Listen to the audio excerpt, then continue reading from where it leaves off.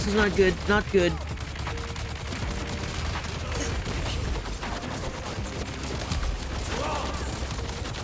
Yikes, that was really bad. Hey gamers, Oxyunin here. In this video, I'll show you the path I'm currently taking for missions within Blushing Cavern. For the full run, I've selected 3 missions, 1 for crafting and 2 for combat. Later in the video, I'll also highlight the objectives for both the exploration and gathering specialization missions. To differentiate the 2 combat missions, I'll track one with a different color. While showing the run, I'll track objectives for each mission, and I'll also highlight which mission will receive an update next. Alright, let's get started. If I have the crafting mission, the coming and going, I just make a habit of mining the scrap metal near the entrance so that I can craft the transeyes later. I found that there's not really any good nodes of scrap metal to harvest near the calibration packs after picking them up. If your missions include springing a trap, always start with the triangulators. Oops, overshot that a bit.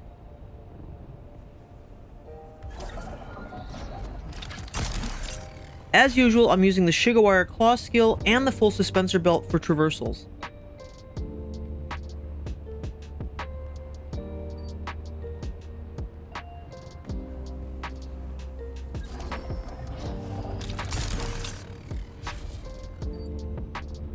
A full Suspensor Belt is really the way to go for large traversals on this map.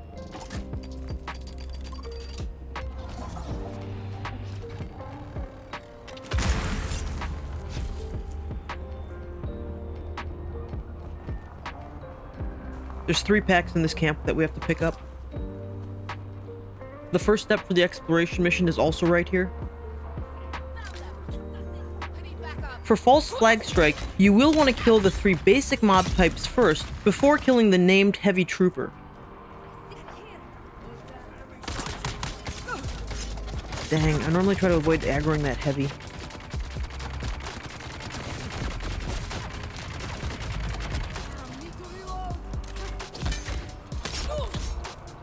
This took a lot longer because of the location for that last melee mob. Doing the Heavy Trooper last will ensure you can loot the weapon and receive the mission update. Here's the last pack, now we have to craft the transeyes.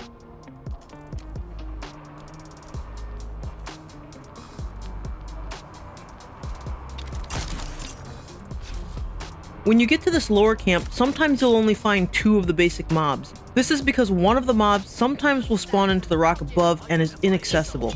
Unfortunately, if this happens, you'll either need to wait for respawns, or you'll need to leave the map and then return, which will reset all of the mobs. Nice, all 3 mobs are here this time. Only specific mobs count, so killing any other mobs on the map will not update this mission.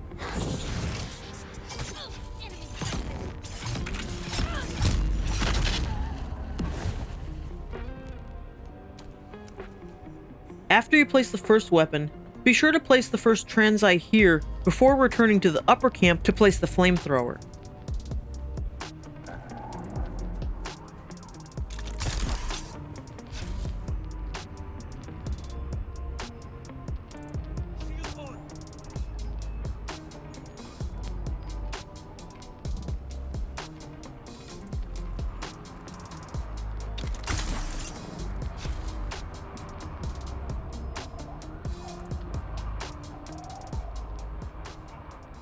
For me, I found it's better if you can land and then you can drop down faster rather than trying to hover down. You can end up a lot closer to where you need to put the transeye.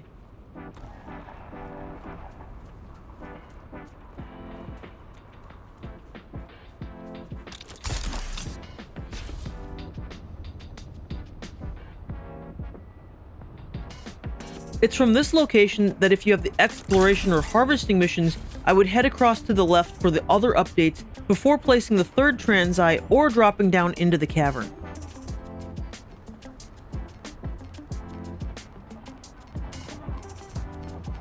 I just ignore the mobs, I focus on placing the transeye and then drop down. This is a pretty long drop down. You want to make sure that you have power when you hit the bottom, so that your shields maintain as you Shigawire back up.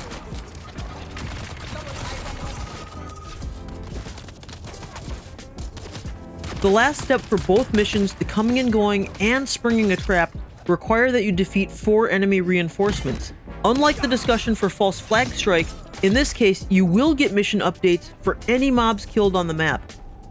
And because of this, I simply advanced both quests to the final step, and then I'll only need to kill 4 mobs, each kill giving credit towards both missions.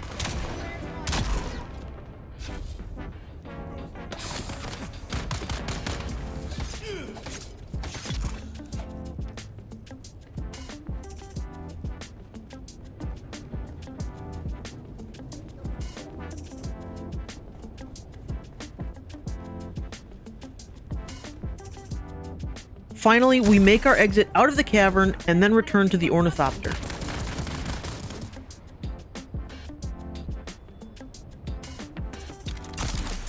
Not bad overall. Upper camp could have gone faster, and those final 4 kills before leaving the cavern, that was also a little bit slow.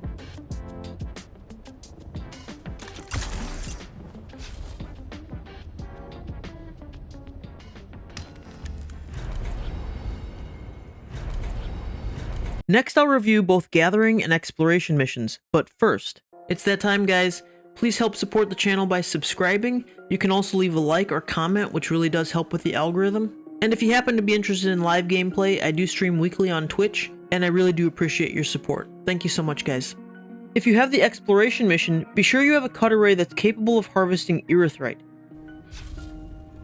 The Opafire Operation is quite easy to integrate into the other missions. For example, there's a pickup in the upper camp for false flag strike, and then before placing the 3rd transeye and dropping down into the cavern, instead make a detour over to the edge of the map to investigate the body.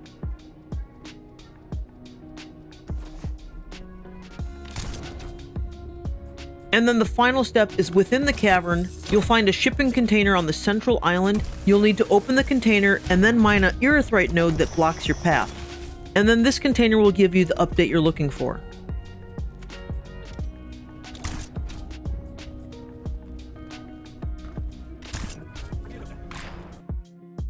The gathering mission, Field Testing, is a bit more tedious. For this mission, you'll need to harvest parts from 6 different buggies.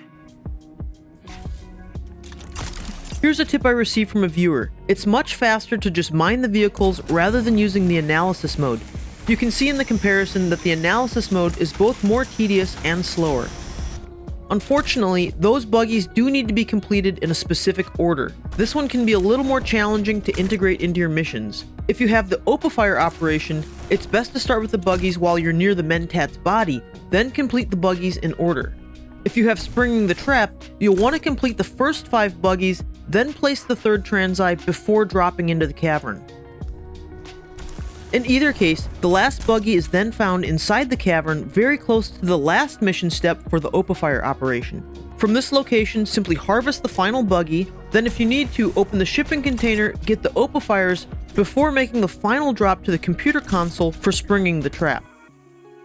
While presenting the full run, I mentioned where I would branch off to do other mission steps before the 3rd transeye or dropping into the cavern. Here's another view where I've purposely gone much higher to make this more clear.